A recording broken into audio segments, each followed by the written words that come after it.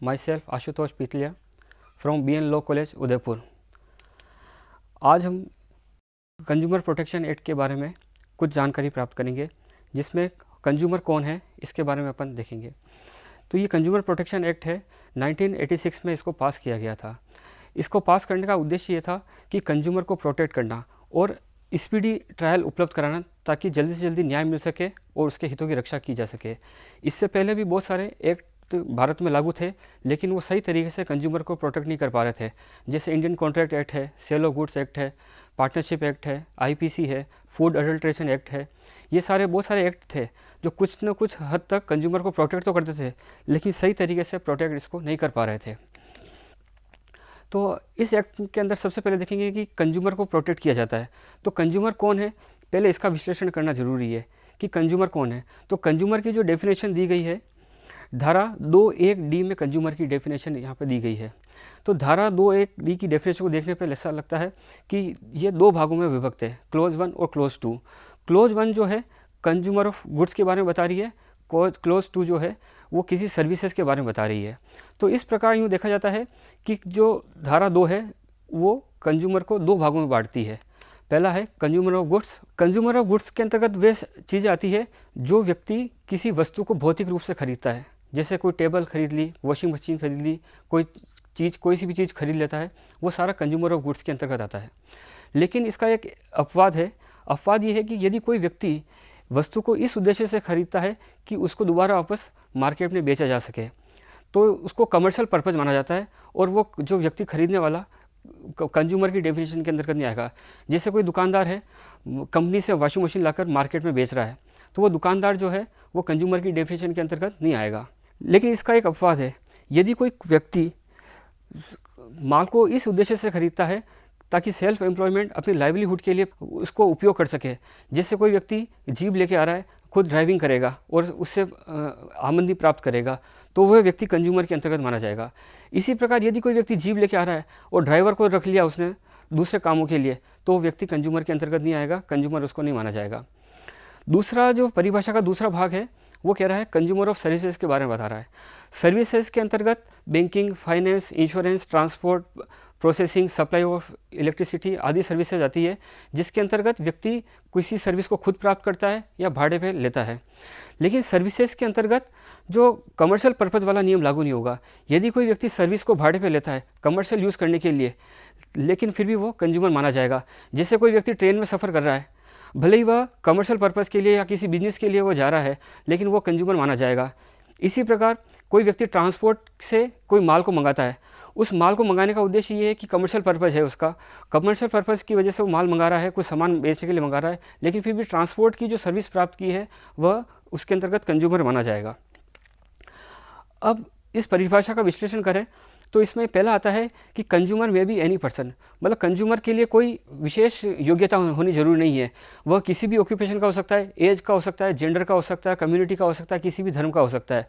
मतलब एक 2 साल का बच्चा भी कंज्यूमर हो सकता है, एक बड़ा से बड़ा व्यक्ति भी कंज्यूमर हो सकता है। लेकिन इसके अंदर नेचुरल पर्सन होना जरूरी है, आर्टिफिशियल पर्सन इसके अंदर कंज्यूमर के अंतर्गत नहीं माना जाएगा। दूसरा है कि कंसिडरेशन होना जरूरी है।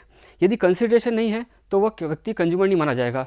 जैसे कोई व्यक्ति अपने किसी फ्रेंड डॉक्टर के पास गया, उससे इलाज करवाया उसने, अब इलाज करवाने के बाद में उसके अंदर सेवाओं में कोई कमी आती है, तो वो कंज्यूमर की हैसियत से कंज्यूमर प्रोटेक्शन एक्ट के अंतर्गत वाद दायर नहीं कर सकता, क्योंकि उसने वहाँ पर कोई भी कंसिडरेशन पे नहीं किया। इसी प्रकार कोई व्यक्ति बाजार से मुफ्त में कोई वस्तु लेकर आता है, वस्तु लेके आने के बाद यदि कोई उसमें मैन्युफैक्चरिंग डिफेक्ट आती है तो वो बिना कंसिडरेशन से लाया है, तो इस प्रकार वह कंज्यूमर के अंतर्गत नहीं माना जाएगा। दूसरा है कि कंसिडरेशन जो है वो जरूरी नहीं कि चुका दिया गया हो, व्यक्ति चुकाने के लिए तैयार है तो भी वह कंज्यूमर माना जाएगा। जैसे कोई व्यक्ति बाज़ार में अपना कोट ड्राई क्लीन कराने जाता है, अब ड्राई क्लीन कराने के बाद में पैसा उसको बाद में देना होता है, वह देने के लिए तैयार होता है, लेकिन पैसा कब देगा, जब वह कोट ड्राई क्लीन होकर आ जाएगा। इसी बीच कोट यदि ख़राब हो जाता है, भले ही उसने पैसा नहीं दिया है, लेकिन फिर भी वो कंज्यूमर की डेफिनेशन के अंदर आएगा, क्योंकि कंसिडरेशन जो है वो पैसा देने के लिए तैयार था। पैसा कुछ भाग में दिया जा सकता है, कुछ भाग बाद में दिया जा सकता है, किसी भी प्रकार से हो सकता है। इसके अलावा कंसिडरेशन जो है वो कैश में भी हो सकता है, किसी वस्तु के रूप में हो सकता है, किसी प्रकार की सेवाओं के रूप में भी हो सकता है।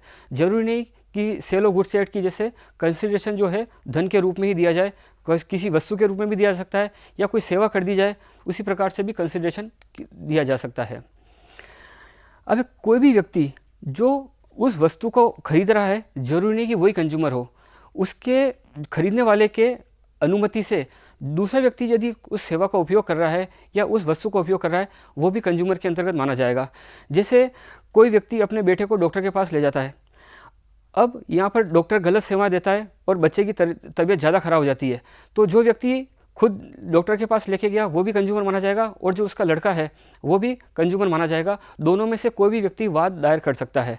इसी प्रकार जैसे किसी व्यक्ति ने अपनी पत्नी के लिए गर्म पानी की बोतल खरीदी, अब गर्म पानी की बोतल मैन्युफैक्चरिंग डिफेक्ट के कारण वो फट गई, उसकी पत्नी इंजर्ड हो गई, तो वहाँ पर पत्नी भी कंज्यूमर मानी जाएगी और जिस व्यक्ति ने बोतल खरीदी है वो भी व्यक्ति कंज्यूमर माना जाएगा। इस प्रकार जो भी बेनिफिशियरी है, जो भी लाभ प्राप्त करता है, वो भी कंज्यूमर माना जाएगा, और जिसने वस्तु को खरीदा है या सेवाओं को भाड़े पे लिया है वह व्यक्ति भी कंज्यूमर माना जाएगा। इसके अलावा आगे है कि user of promotional scheme is also consumer. मतलब कई बार कंपनियाँ क्या करती है कि अपनी सेल को बढ़ाने के लिए कोई ना कोई प्रमोशनल स्कीम देती है। जैसे किसी वस्तु के साथ में कोई वस्तु फ्री साथ में कर दी, जैसे मान लिया जाए एक वॉशिंग मशीन के साथ में एक मोबाइल फ़ोन फ्री दिया। अब मोबाइल फ़ोन जो फ्री दिया है वो भी इसके अंतर्गत जो उसका उपयोग करने वाला कंज्यूमर के अंतर्गत माना जाएगा।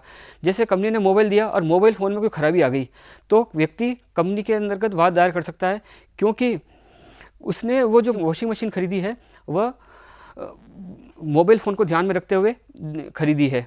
इसके अंदर केस है बेबी अनमोल महाजन वर्सेस वीडियोकॉन इंटरनेशनल, जिसके अंतर्गत कंपनी ने एक विज्ञापन निकाला जिसके अंदर वॉशिंग मशीन के साथ में एक स्क्रैच कार्ड दिया जाएगा। उस स्क्रैच कार्ड में ये बेबी अनमोल महाजन के एक स्क्रैच कार्ड में 5 किलो सोना निकला, तो कंपनी ने वो 5 किलो सोना देने से मना कर दिया। लेकिन नेशनल कमीशन ने ये कहा कि वह व्यक्ति कंज्यूमर माना जाएगा, भले ही उसने फ्री में दिया है लेकिन वह व्यक्ति कंज्यूमर माना जाएगा और उसको कंपनी को 5 किलो सोना वहाँ पर देना पड़ेगा। अब कुछ व्यक्ति कंज्यूमर के अंदर माने जाते हैं नहीं माने जाते, इस पर अपन देखते हैं कि कोई व्यक्ति गैस कनेक्शन के लिए रजिस्ट्रेशन कराता है तो वह व्यक्ति भी कंज्यूमर माना जाएगा, भले ही उसको अभी तक रजिस्ट्रेशन नहीं हुआ है, अभी तक वह उसको उपभोक्ता नहीं माना, कंपनी ने नहीं माना है, लेकिन जैसे उसने रजिस्ट्रेशन के लिए अप्लाई किया है वह व्यक्ति उपभोक्ता माना जाएगा, और कंपनी की सेवा में कोई कमी होगी तो उस कंपनी को वहाँ पर क्षतिपूर्ति देनी पड़ेगी। कोई व्यक्ति ट्रेन के द्वारा या बस के द्वारा या हवाई जहाज़ के द्वारा यदि यात्रा करता है तो वह व्यक्ति भी कंज्यूमर की डेफिनेशन के अंदर आएगा। General manager southern railway versus Anand Prasad Sinha के बाद में ये नेशनल कमीशन ने निर्धारित किया कि जो व्यक्ति यात्रा करने वाला व्यक्ति भी कंज्यूमर के अंतर्गत माना जाएगा। यदि कोई व्यक्ति किसी मकान को या दुकान को रेंट पर लेता है, लेने के बाद में वो व्यक्ति कंज्यूमर नहीं माना जाएगा, वो कंज्यूमर की डेफिनेशन के अंतर्गत नहीं आएगा। इसी प्रकार यदि कोई व्यक्ति लॉटरी का टिकट खरीदता है, लॉटरी के टिकट के बाद में लॉटरी निकलती है तो वो व्यक्ति कंज्यूमर की डेफिनेशन के अंतर्गत नहीं आएगा। बायफोर्ड वर्सेस एस श्रीवास्तव के बाद में निर्धारित किया गया। यूज़र ऑफ इलेक्ट्रिसिटी का जो उपभोक्ता है वो भी कंज्यूमर के अंतर्गत माना जाएगा। YN गुप्ता वर्सेस DESU के बाद में ये निर्धारित किया गया। यदि कोई व्यक्ति टेलीफोन का उपभोक्ता है वह भी कंज्यूमर के अंतर्गत माना जाएगा। ये निर्धारित किया गया district manager telephone Patna versus Lalit Kumar 1989 के अंतर्गत नेशनल कमीशन ने यह निर्धारित किया गया। कई बार कंपनियां फ्री वारंटी सर्विस प्रोवाइड कराती है। फ्री वारंटी सर्विस का मतलब होता है कि कंपनी एक बार अपना माल भेज देती है, उसके बाद में कुछ महीने तक वो कंपनी सर्विस फ्री कराती है, तो वह जो फ्री सर्विस है उसका उपयोग करने वाला भी कंज्यूमर के अंतर्गत माना जाएगा। विश्व ज्योति प्रिंटर वर्सेस मोलिन ऑफ इंडिया के बाद में ये निर्धारित किया गया। जैसे कंपनी ने एक कार बेची, कार बेचने के बाद में ये कहा कि 6 महीने तक हम सर्विस फ्री करेंगे। अब 6 महीने तक यदि सर्विस कंपनी दे रही है और उसके अंदर कोई कमी आ रही है तो उसके लिए भी वाद दायर किया जा सकता है। इसी प्रकार debenture holder of A company, यह भी एक प्रकार का उपभोक्ता माना जाता है, क्योंकि कंपनी को वह कुछ पैसा देकर और कंपनी से वो ब्याज की राशि प्राप्त कर रहा है, तो वह भी व्यक्ति डिबेंचर होल्डर जो है कंज्यूमर की डेफिनेशन के अंदर माना जाएगा। यदि कोई व्यक्ति होटल पे या कहीं पे भी रेस्टोरेंट पे कहीं भी जाता है तो वहाँ पर भी व्यक्ति कंज्यूमर की डेफिनेशन के अंतर्गत आएगा। एंटरटेनमेंट और अम्यूज़मेंट के अंतर्गत भी व्यक्ति कंज्यूमर माना जाएगा। जैसे कोई व्यक्ति पिक्चर हॉल में जाता है, किसी अम्यूज़मेंट पार्क में जाता है, तो वहाँ पर भी व्यक्ति कंज्यूमर की डेफिनेशन के अंतर्गत आएगा और वह भी कंज्यूमर माना जाएगा। इसी प्रकार एजुकेशनल इंस्टीट्यूट के अंतर्गत यदि कोई यूनिवर्सिटी एग्जामिनेशन कराती है, आंसर बुक का एवेल्यूशन करती है और रिजल्ट डिक्लेयर करती है, तो वहाँ पर स्टूडेंट भी वहाँ पर कंज्यूमर के अंतर्गत माने जाएंगे, वो भी इस प्रकार के वाद संस्थित कर सकते हैं।